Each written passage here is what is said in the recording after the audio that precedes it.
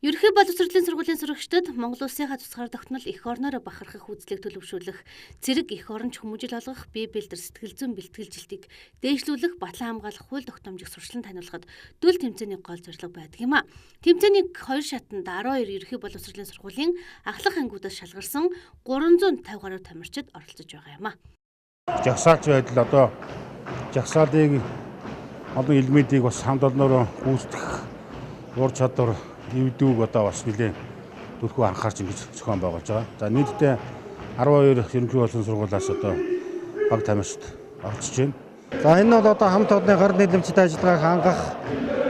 За тэгээд одоо хамт олонч уур амьсгалыг төлөвшүүлэх, эргээд одоо эх орноо хайрлах, эх орны тусгай тогтлын үн цэнийг мэдрэхэд ач холбогдолтой.